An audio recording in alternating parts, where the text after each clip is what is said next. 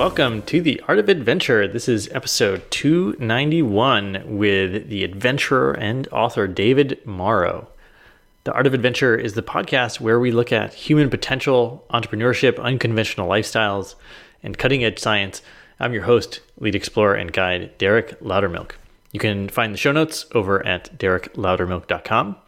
And if you are a thought leader, which is a coach, an author, an influencer, speaker, podcaster, etc., I've got a special small group mastermind that we are running specifically for thought leaders. It's a year-long program we're running in 2020. It starts in February, probably when you're hearing this. And if you are working on getting your business to six figures, growing your personal brand, increasing your influence, we're going to work on mastering skills and the ways of being and your psychology and your habits, self-expression, marketing and sales, all this stuff, storytelling, charisma that will get you there. So I'll tell you a little bit more about that at the end of the episode, but you can apply for a conversation with me to see if it's a good fit over at derekloudermilk.com under the coaching tab. All right, so today's guest, David Mauro, he's the author of the Altitude Journals, and he has summited all of the 7 summits, the tallest mountain on every continent, and he was an avid journaler. And so the book title came from him writing from his collection of journals. But when I read the book, it's one of the funniest and funnest adventure books that I've read. So I knew I was really excited to get him on the show, and he's got a comedy background. He performed and did improv for a long, long time with some of the best in the biz. So his storytelling in this episode and in the book is sort of woven in with this eye of a quirky comedy writer. So, this is part like deep life lessons from a mountaineer who's climbed, all the biggest mountains, things like learning about yourself and others and relationship with others and love and setting goals and how much you think about your goals and how you deal with risk and how you deal with pain and how you find joy in the little things and all these great little lessons that you get from such big expeditions. But he also weaves in just this enjoyable quirkiness that I really appreciate, and so he talks about how he got started in all of this. And, he wasn't a born mountaineer. So it's a really cool story of someone discovering this adventure quality in themselves in midlife. So I think you're really going to enjoy today's interview with David Mauro.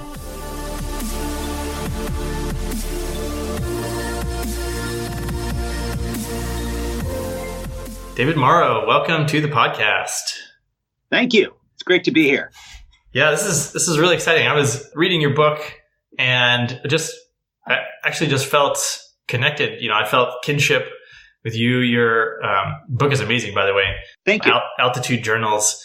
I definitely want to ask you about that because it's entertaining and adventure in a way that I haven't really seen too many people be able to write about adventure in such a sort of humorous way. But I'd love to just jump right in with maybe you climbed all the 7 summits, and I'd love to hear if there was like one particular time that was like the most harrowing or intense experience on one of these mountains.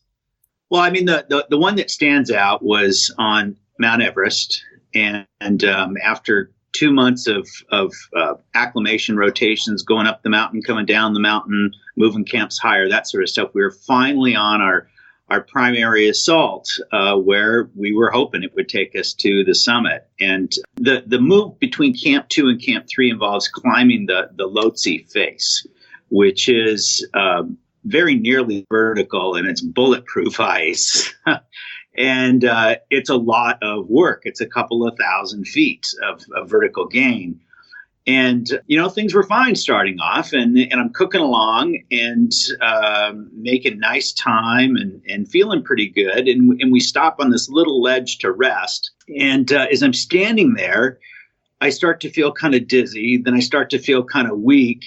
And just because it's part of my training, the first thing I do is turn around and drive an ice screw into the ice face, and I clip my harness into it. And then I just start to pass out. And if you've ever fainted or passed out, what happens is your vision narrows at the sides, and it kind of narrows and widens and narrows and widens, and then it goes black. And I was on my second narrow and widen as I clipped in. And right about then, another team member who is active duty military, and he's a medic, he happened to be climbing up beneath me, and he arrived, and I told him, I said, something's wrong with me, man. And so he starts running me through the drills, and he gets on the radio and calls down to our medic tent. And the real problem is all the symptoms I'm exhibiting mirror those of one of our team members named Dorita Sherpa, who had died the week earlier at the very same spot with the same symptoms. Oh. And there was just this moment where I thought, no way, this is how it all ends. And there were several minutes in there where we were wondering, just how serious this was. But after an hour or so of resting on the ledge and hydrating, we realized that what was really troubling me was dehydration, and I'd also picked up an intestinal bug that was going through camp.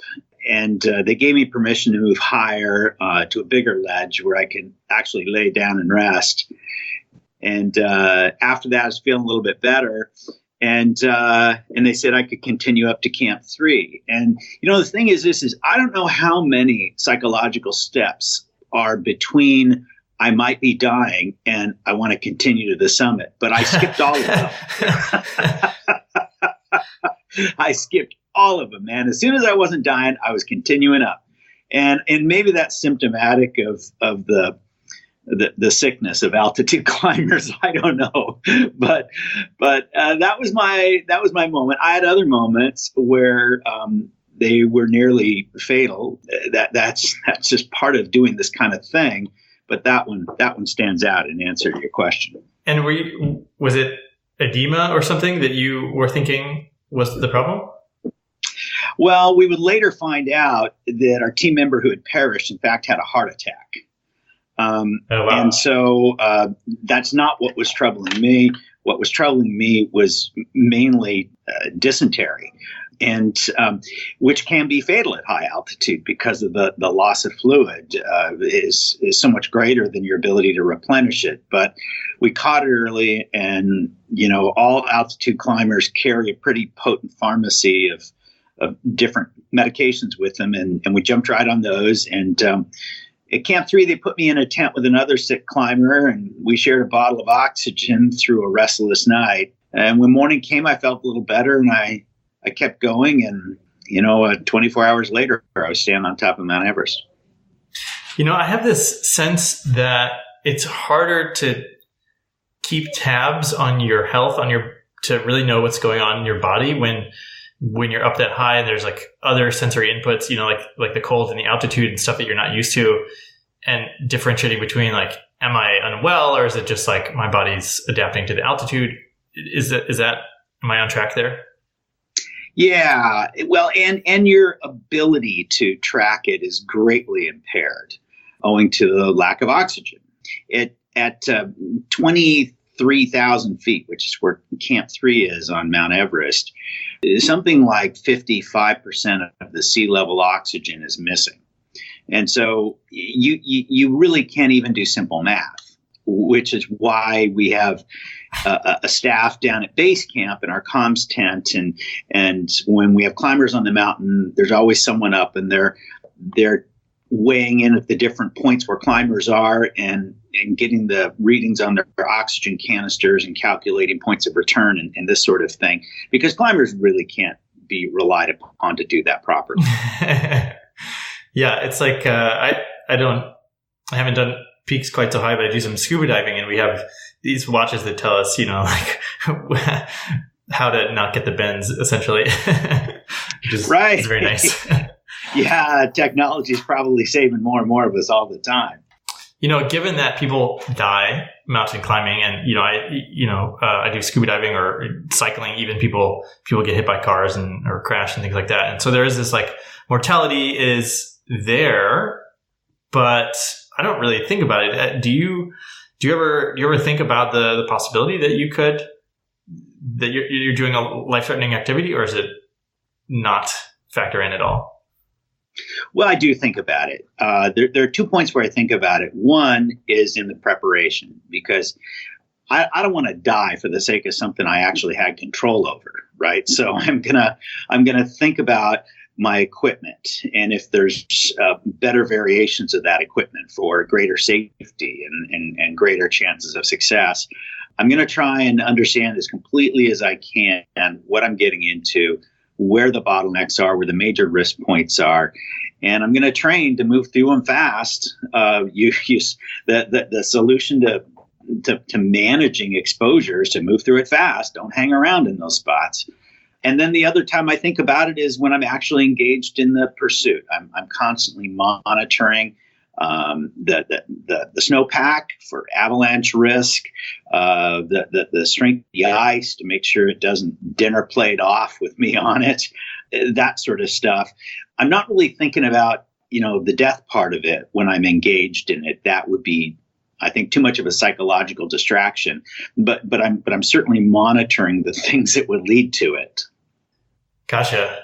Man, I think everybody who hasn't climbed mountains is probably always wondering, like what drives people to climb mountains. I guess everybody has their different reasons, but it is like this.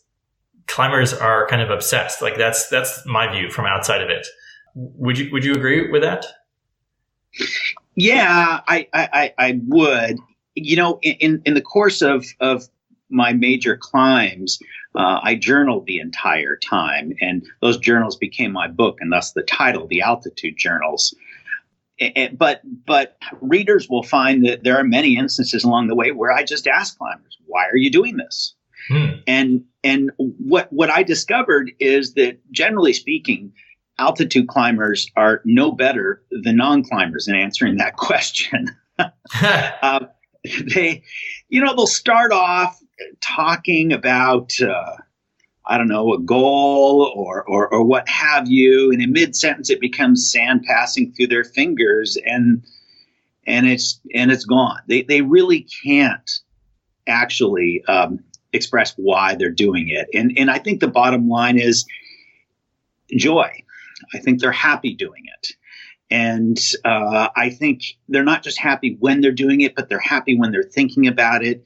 And that means it has a way of adding happiness to their everyday life. And we should all be so lucky.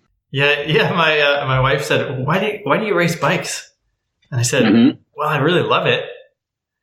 And she was like, oh, okay. And I was like, I guess that was the right answer. Yeah. And it is a strange thing, because there are so many clear rationale for not doing altitude climbing. You would hope there would at least be some sort of explicit rationale for doing it, but there is not. And, that's maybe just the beginning of the philosophical conundrums that are part and parcel to being an altitude climber. I want to ask you about your journals. Because the book reads, like I already said, it's very entertaining and engaging. And I'm wondering, do you write like that in your journals, or how did you translate the journals into the book? That's what I'm curious about. Well, I do write like that in the journals. I enjoy journaling, and I want it to be enjoyable. And so, I'll indulge myself if I think there's a humorous line to pursue. Also, as you're going to find out a little further in the book, I'm an improv actor, and was trained by Ryan Stiles, the big tall guy on Whose Line Is It Anyway? Yeah. He's a friend of mine. And so I've been an improv actor for 10 years, and there's something about that training just sort of alerts you to comedic irony when it presents itself, and I can't pass that up. Okay, cool. Okay, that's amazing. Yeah, and I definitely did notice, like, especially, so here's something that as I started reading your book, I was finding these fun little connections. So your beta fish you got named Axel. That's actually my son's name is Axel. So I thought that was a funny coincidence. But you give this fish this like sort of evil genius character. And I was like, oh, that's a sure sign of an improver right there to do something like that. Yeah. For your listeners, Axel, he was a blue beta fish my sister gave me when I moved into my own apartment during my divorce process because she knew I was lonely. And you might think a fish isn't great company, but if you imbue him with an entire backstory and personality and then allow him to speak through you, it can become plenty of company. And Axel was always plotting to take over the world. And I was just sort of this hesitant minion of his. And that was the relationship my fish and I had. But he dies when I come back from Denali. And that's symbolic of the death of my anger and toxicity, which was standing in the way of all my healing. And that was the big thing that the Denali climb did for me. It allowed me to understand that. And that was the beginning of the fixing of my personal problems. So Axel was a real fish and we had real conversations, but he's also an important symbolic character in the story. Gotcha. So for the listener, you weren't a climber before this, and basically you were at a point in life where like lots of things were happening for you. You mentioned your divorce. What was that point that sort of led you to start, Denali was your first climb, if I'm correct, to actually go from non-climber to climbing, the highest peak in North America? Well, what got that started was a birthday gift from my sister and her husband up in Anchorage, Alaska. And her husband was already an accomplished mountaineer. And I'm living in my sister's guest room, surrounded by my niece's vast collection of American Girl dolls. And this package comes, and it's a set of climbing poles and a note that reads, "Happy birthday, super climber." And I was not a mountain climber, so I thought, well, this is odd. And I called him up, and he basically said, look, we're going to make an attempt on McKinley, as it was known then. Now it's Denali, in 8 months, and I think you should go. And I said, well, I'm honored to be invited, but I'm not a mountain climber, so that sounds like a bad fit. Thanks anyway. And he says, think about it. We've got some pretty solid climbers on the team. We'll teach you things. We'll look after you. And I said, well, I don't know. Anyway, but so here's a point that I'd really like to share with your listeners, Derek, and that is when you kind of fall into the abyss, as many of us have or sadly will, when you have that low moment in life, it's so easy to see all the things that are being taken away from you. But what is not apparent is this one incredible gift that is also being handed to you. And it is this. That is the one time in your life that I guarantee you will not fear failure. You don't care. Now, think about it, because fear of failure holds us back in a lot of things, big and small, all through life, right? But when you literally feel you got nothing left to lose, you're bulletproof. You're immune. I mean, what's failure going to do? Make you feel bad? You're already at the bottom of the barrel. And, at some point that occurred to me. And I thought, what the hell? Yeah, I'll go. And so I called him up. I said, I'm in. And it wasn't that I thought I could actually make it to the top. I wasn't delusional. I expected I would probably fail at some point, but I thought, well, let's see how far I can get. Then I went and I bought some books on climbing and on Denali, and I was horrified by what I'd committed to. But so goes the story. Well, I think this is a really interesting point you bring up about when you've lost everything, or when you're at your low point. I had a moment in my life where I got divorced. I lost my house in a flood. I was on the other side of the world all by myself in Indonesia, and had dropped out of my PhD program and didn't have the career I had planned didn't have that anymore. So it was like everything was gone, but I had this blank slate, and the risk didn't feel like any risk because I was like at this ground zero, and it's a really powerful place to be, because then you're just willing to go and do a thing that you just really think is the right thing to do. Yeah, I'm really pleased to hear you use the word powerful, because I believe at no point in your life are you more powerful than when you're at the bottom of the barrel. But I don't think many of us realize it, and that's too bad. So, maybe conversations like this shared with your listeners will remind somebody if that moment comes their way. I hope so. I also really want people to be able to tap into that if we're willing to take these big risks. And it always works out one way or another. But then when you have things, like when you have some sense of what feels like security or control, and then you don't want to take the risk because you don't want to lose that stuff. But the risk of that, it's still the thing that's going to get you what you want. The risk hasn't changed. It's just your perspective. So do you have any thoughts on how to help people continue to take those risks when they're not at the bottom? Yeah, that's a great question, because hopefully that's where most of us are, is not at the bottom. But yeah, I mean, you hit on an important point when you talk about how when we're comfortable, we're not as inclined to take risks.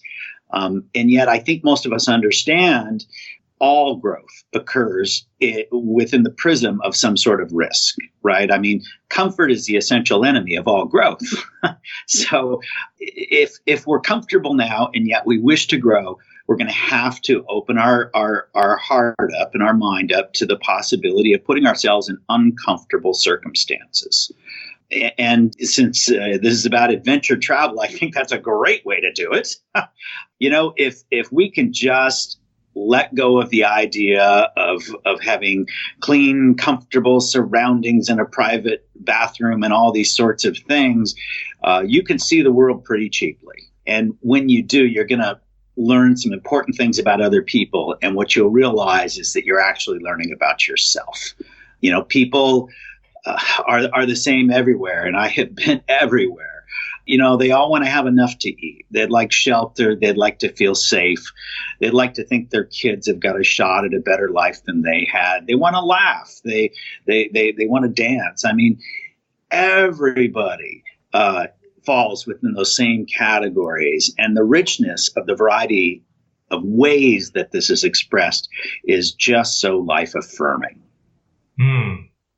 I'm curious about your improv, and I think most people are probably familiar with improv, and there's you take on all these characters, and so this line of questioning is about identity, and first you weren't a climber and now you are a climber, and I'm thinking at first maybe it was like, okay, I'm going to play this character, like this alter ego of climber David, but now I'm going to assert that that's probably like you feel like that's your identity. So I'm just wondering if you could speak to maybe, like the character and how improv sort of informed your early mountaineering.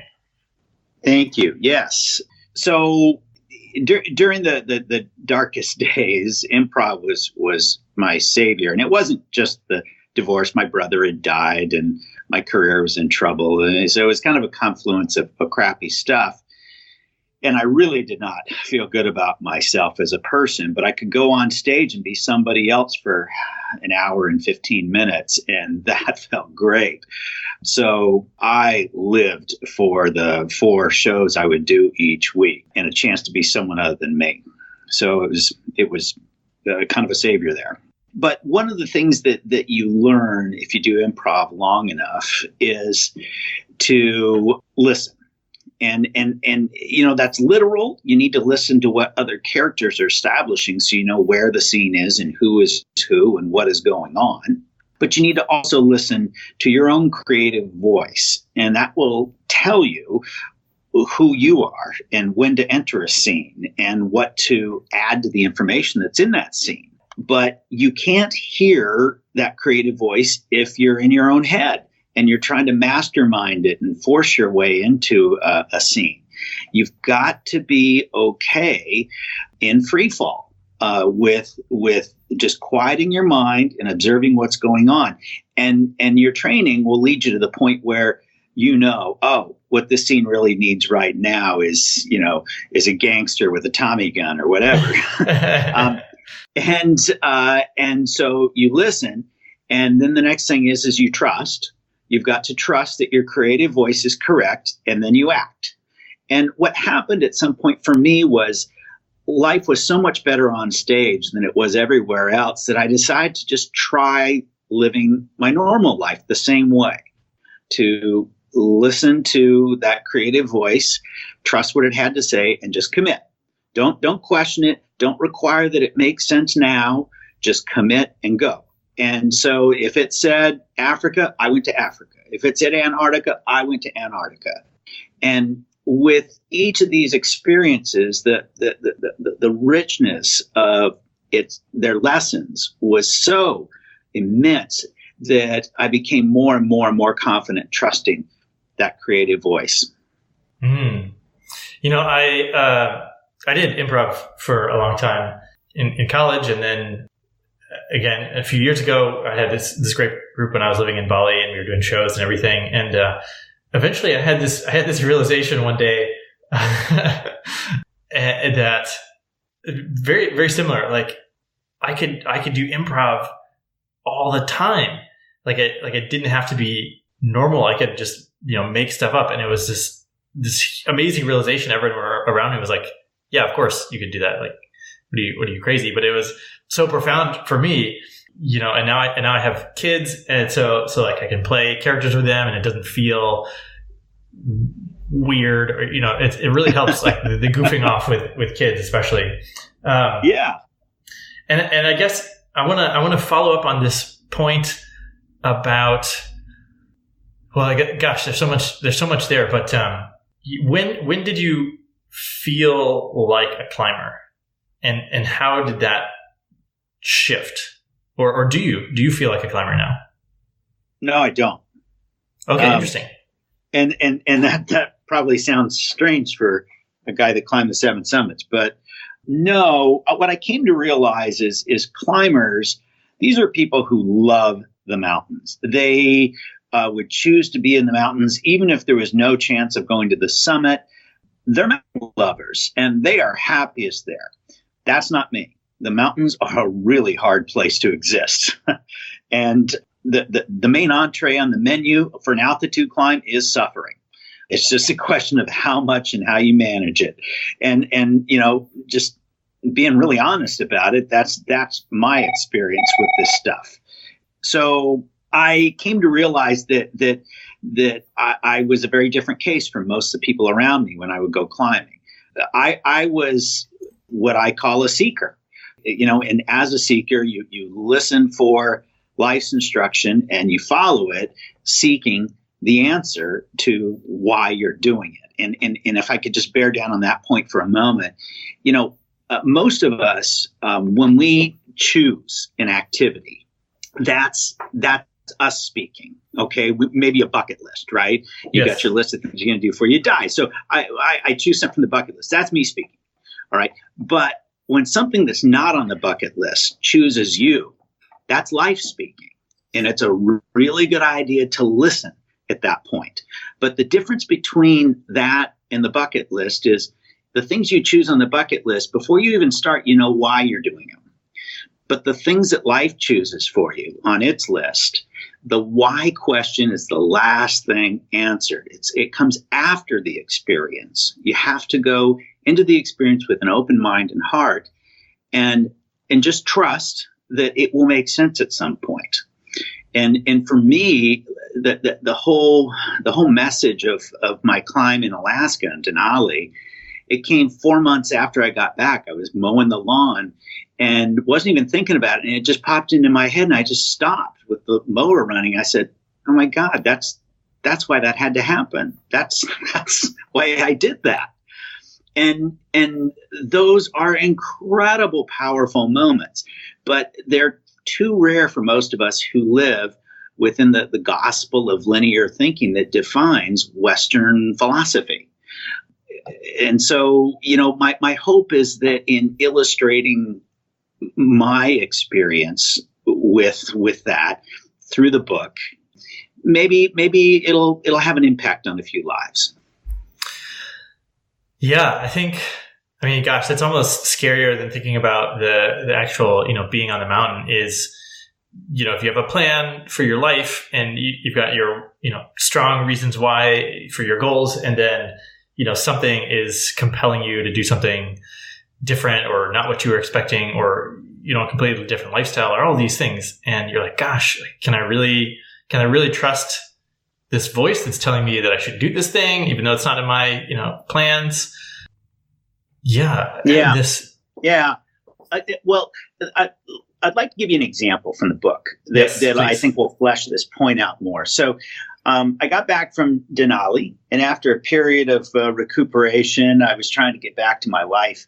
And I decided I would try something that I swore I'd never, ever do, which is online dating. And because I believed only desperate people did that, but it occurred to me I was actually desperate, so it was okay. I did that, and after a few weeks and a few dates and this and that, I met a lovely woman, and we hit it off in a way that I had never really even expected could happen, and we're in fact engaged today. And we got to that point in an early relationship where you decide if you're going to say "I love you," and she said it first, and then she immediately said, "But you don't have to say it back. I just want you to know how I feel." And I was like, "Okay, thanks."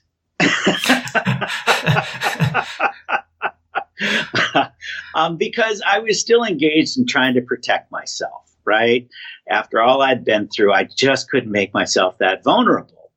Okay, so that night, I have a dream where I'm following this big male lion through the grasslands in Africa towards Kilimanjaro, and the dream ends. That's the whole dream, except that I have it night after night after night for weeks. And I believe life is always speaking to us, but it speaks in a teeny tiny voice, and so it's usually drowned out by Wolf Blitzer and smartphones and traffic. But there are places where it can be heard, and one of those places is in your dream world, and it always speaks in sort of allegory in your dream world. But I was trying to figure out what it was trying to say. And I finally just kind of threw my arms up in the air, and I went to this lovely woman. Her name is Lynn. And I said, "Look, let me tell you about this dream I'm having." And I walked her through it, and I said, "I think I'm supposed to go to Africa and climb Kilimanjaro." And without missing a beat, she said, "I think you should go then." And I did.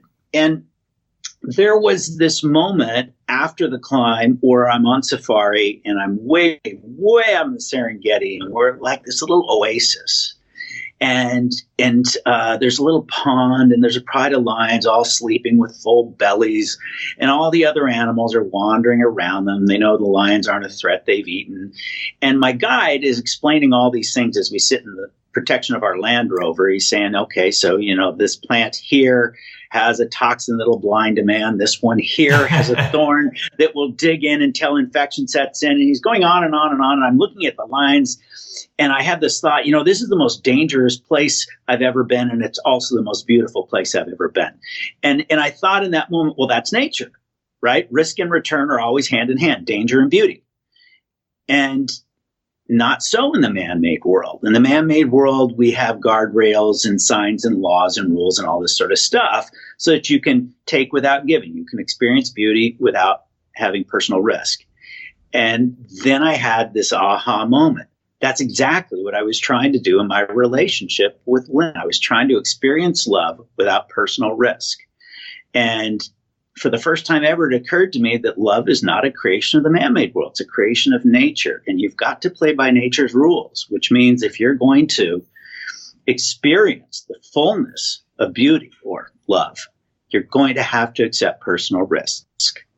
And I returned from that experience thusly enlightened and profess my love. Wow, man. There's so much there. That's it's very wise to realize that. It's almost with like surrender and control, like like you don't want to get hurt, so you don't want to take a risk. So, but that's believing that you have control, like that by not professing your love or by something that you're not going to get hurt anyway. But really, there's no, like you could get hurt whether you say you love someone or not. And so it's almost, yeah. Well, not sure what I'm trying to say exactly, but well, there's perceived risk and then there's actual risk.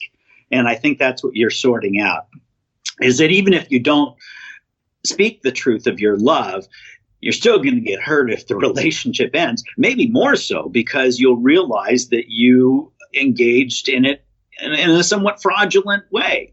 And so, but it is hard to put yourself out there. And anyone who's been in a relationship knows that. And it is scary and it is risky. And in the moment you do it, you're maybe more alive than you will ever be. But I believe you have to play by nature's rules. And nature says that the return is commensurate with the risk. And if you risk yourself completely, the reward will be on a scale that's just unimaginable. I want to ask about the dream, because that's, a night after night, a mountain taking you to Kilimanjaro. I mean, that's a pretty strong, you said like life is like it talking softly to you, but that's pretty strong, actually. It is, but as I kind of reverse engineered it while I was writing the book, I thought, oh, wait a minute, my dream world had me following a lion. What is a lion symbolic of? Courage, which is what I was lacking. So in that respect, it was speaking in analogy, but it was also speaking pretty literally. It was saying, look, go here and you'll get it, right? But again, the why question was answered after the experience. Yeah, it's fascinating. So I had someone tell me I have these two young kids, and I was doing a lot more travel and adventure before I had the kids, and someone said, sure, you're going to want to use the dream world for a place to have adventures when you have these kids, if you can't actually go away for weeks or months at a time. And so I was like, okay, cool, that's fun. Dreams are always fun. And so I started learning about lucid dreaming, and now I get some signs, some information, some suggestions of things that I should do in dreams. And I'm like just starting to listen to those. And again, it's the process of like, okay, if you get a sign in a dream, like how do you know if you're interpreting it correctly? Like, and if you listen to it, you kind of just have to throw it up there and say like, I hope this works out because I'm taking advice from my subconscious or yeah. Yeah. I feel like there's a lot of faith. Like I hope my subconscious is guiding me correctly, kind of thing. Yeah, and that can be scary. And to be certain, there's a lot of times when nothing at all comes of it, right? I mean, it's not like this thing comes with guarantees. But in my work as a financial planner, which I've done for 32 years. I'm often called to the scene of a deathbed where the family wants to know, is there something we need to do before the final hours pass and this sort of thing. And sometimes the person who is about to pass will be lucid enough to have conversations, and sometimes those conversations will lean towards regrets. And I try to just listen. But when a dying person expresses a regret, it is always something they did not do. It's never the things they did, even if some of those things turned out horrible. And I think that's instructive, is, they'll say, I always wanted to see Alaska and they didn't get there. That's their regret when they're dying. right? They're not regretting their trip to Australia, where they were sick the whole time and their car crashed and everything. They don't regret that. No, they regret the stuff they never got around to doing. And so you want to take your shot as often as you reasonably can and limit the potential for those regrets. Yeah, I think there's a book about the regrets, the most common regrets of the dying or something. It's super helpful to frame it like, okay, if I don't do this, will I regret it when I'm on my deathbed? And then, use that to like be a good kick in the pants to actually get out and get started. Yeah. And you know what, you do this and you commit to it. And in the run up to it, you're dealing with craziness at work and you're asking yourself, why am I doing this? And already you're getting uncomfortable because of the sacrifices you have to make and not knowing what's in it for you. And that's all part of growth is making yourself choosing to be uncomfortable. And you go on it. And when you come back, if you did it right, you're exhausted, but you are so alive. You are so alive. And now you're looking around saying, man, I never thought I could go to Shanghai by myself and get by and get along and have all these experiences. Where do I want to go next? I feel like everything is on the menu now. Those are great moments. I want to ask you about the relationship you have with, I believe his name is Ty, your brother-in-law, the guy who sent you the gift and, was calling you super climber. And, he had a lot of experience. It sounds like could you talk about that? Yeah. Relationship? Yeah. So Ty, the husband to my youngest sister, Noelle, he worked for many years as the on-air anchor for the ABC affiliate up in Anchorage, doing news and nightly broadcasts, that sort of stuff. So he's pretty well known throughout the state. But he developed an interest in mountaineering and pursued it and made 2 attempts on Denali, one of which was successful. This was before our climb. And he filmed it, and he won an Emmy for the work, which was really cool. He's gone on to win 3 more Emmys, by the way. The guy's seriously talented. But this was all his design, this going on this climb. And he knew what I was going through, and he knew I needed something. I needed something to throw my energy at, so I wouldn't just sit around feeling bad for myself, probably drinking too much and spiraling further down. And he was right. Sometimes it takes someone outside the problem to understand it. And I think he understood it. And I'm grateful. And how many mountains have you guys climbed together?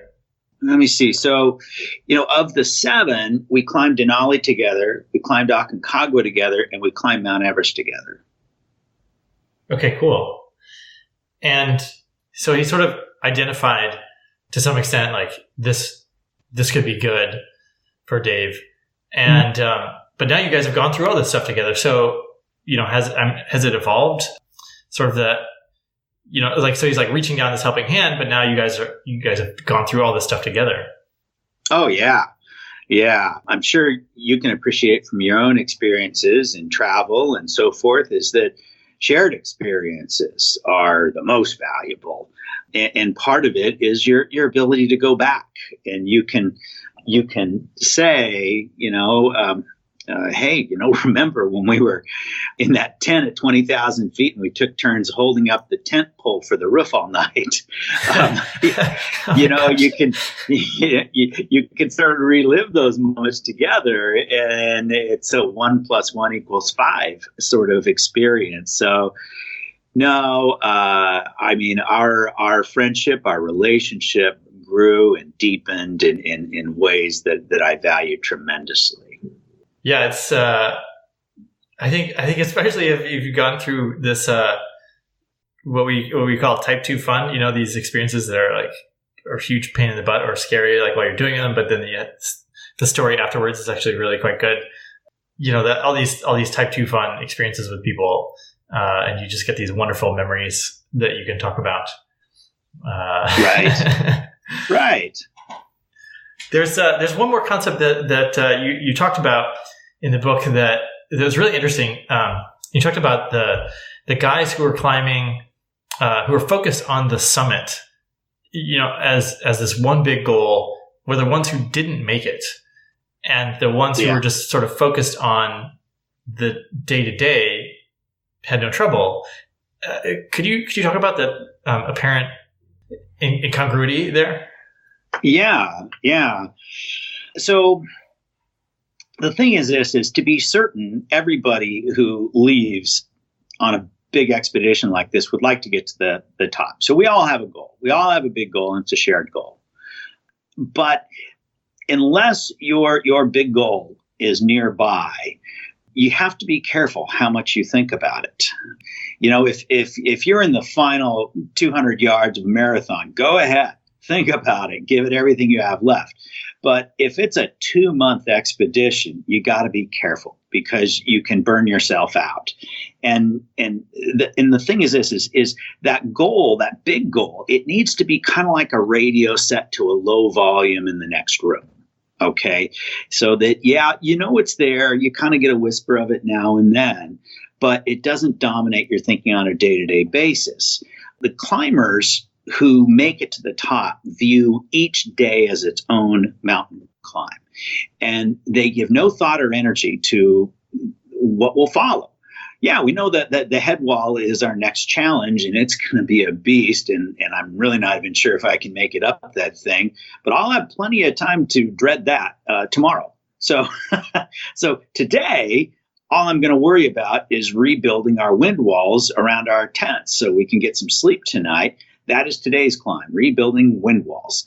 And that's a real mental discipline that you don't always see. I've seen many, many, many climbers who physically were absolutely capable of getting to the top who failed to do so because they did not manage the mental game appropriately.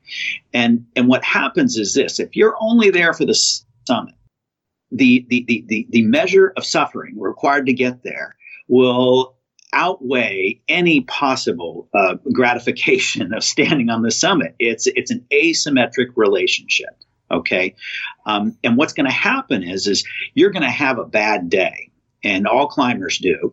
And in that bad day, when you're hurting, and maybe you're sick on top of it, and you're going to look up and you're going to see the summit is still a long ways away, and you will be crushed beneath the weight of your own dream. And I've seen it again and again and again. So it's this business of really not focusing on the summit. When I went to climb Everest during the trek to base camp, there were many wonderful vistas where people stopped and took pictures, kept my head down and kept walking. Didn't even want to look at it. I don't want that image in my head, not yet. And the thing about it is these sorts of climbers are almost surprised to wake up one day and realize, oh, we're actually going to the summit today. That is how locked down their discipline is. But I'm telling you, those are the people who get to the summit.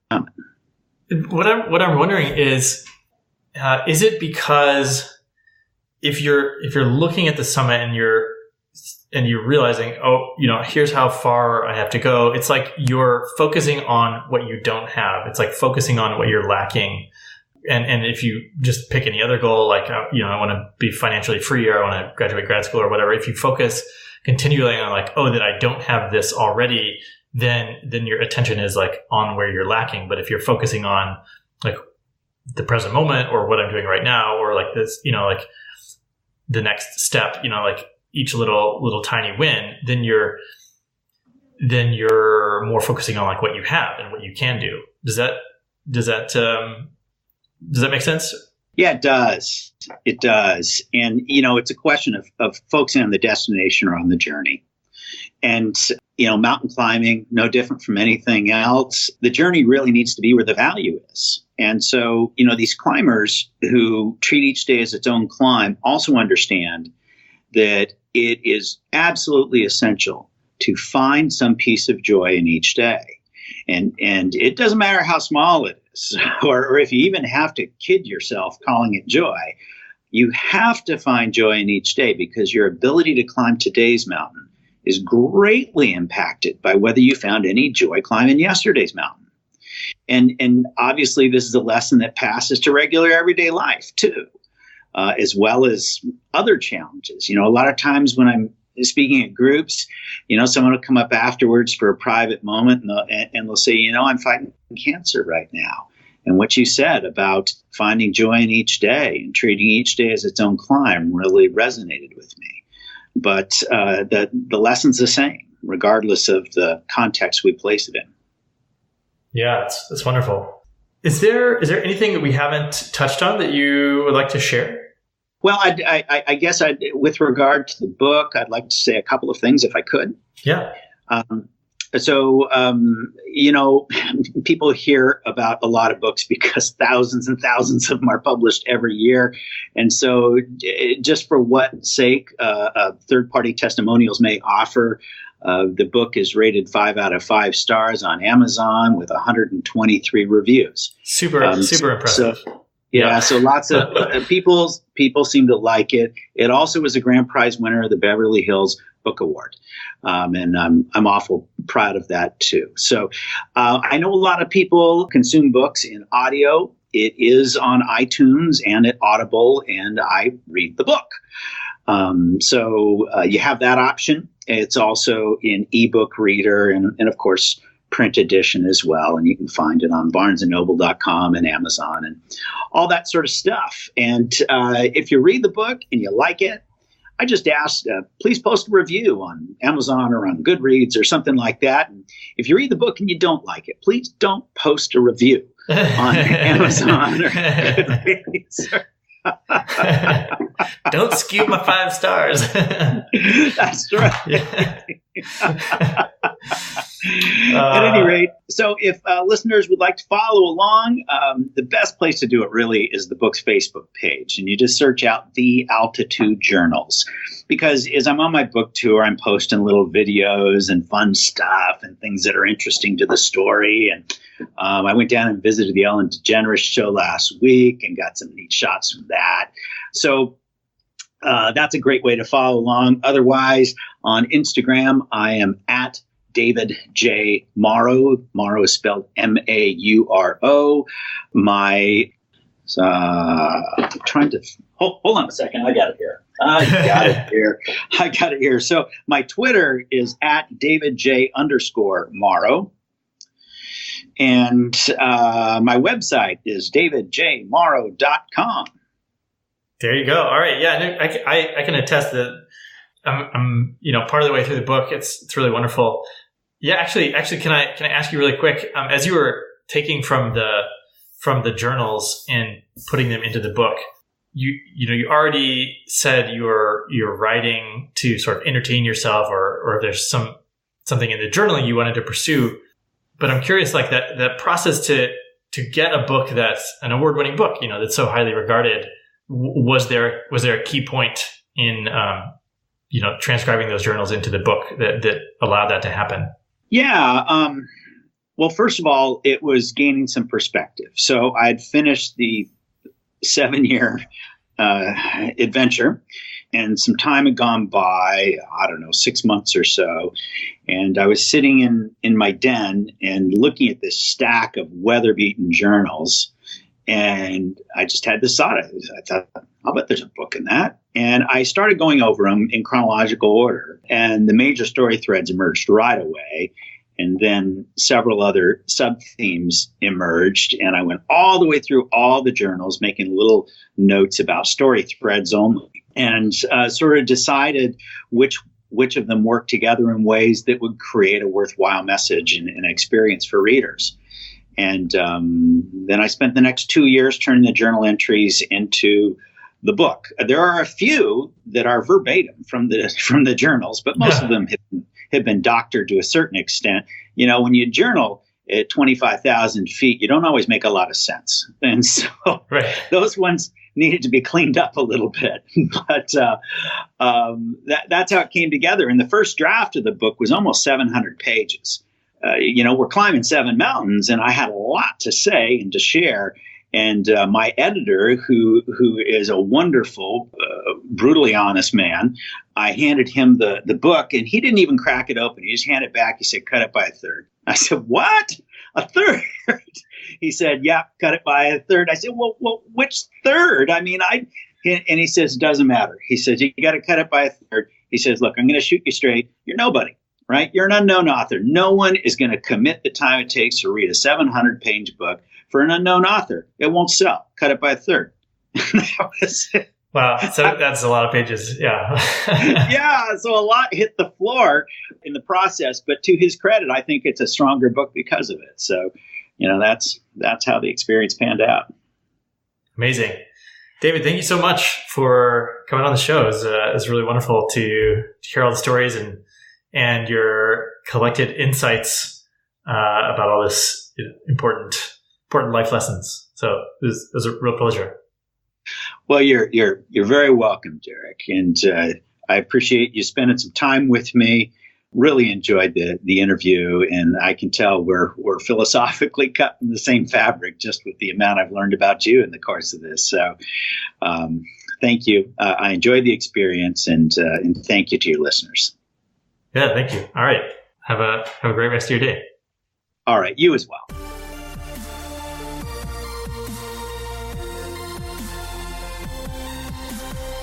All right. What a fun episode with David Mauro. I'm definitely inspired. I'm also inspired to be a more fun writer. I really appreciating, how he approaches this craft of writing and storytelling and all that stuff. And hopefully, he inspires you to find that joy every day and to take your chance and to take your risks so that you can really experience the fullness of life. And I said that I would give you guys a little bit more info on this mastermind for entrepreneurs and thought leaders, influencers, and the like that we're running this year. It's called the League of Superconductors, and that's named after the book that I wrote in 2018 called Superconductors. And this is about combining different fields so that we can really turn you into a one-of-a-kind thought leader. So we're taking partly, high performance psychology from my pro cycling days.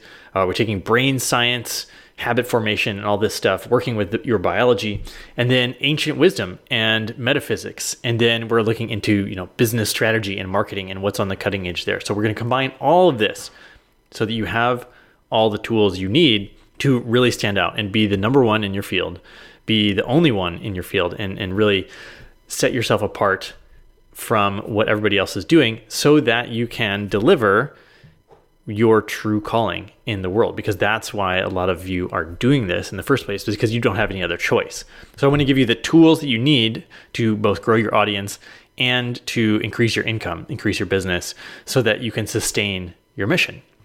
If you want to learn more about this program, you can go to derekloudermilk.com, and under the coaching tab, there's a 2020 League of Superconductors. You can read all the information about how the program is delivered. We're meeting regularly for training and coaching and a bunch of guest speakers and a private event and all this great stuff. So, if you would like to apply to have a call with me to see if it's the right fit for you, there's a place where you can apply as well. All right, that is all for today's episode. Now it's your turn to go out there, be adventurous.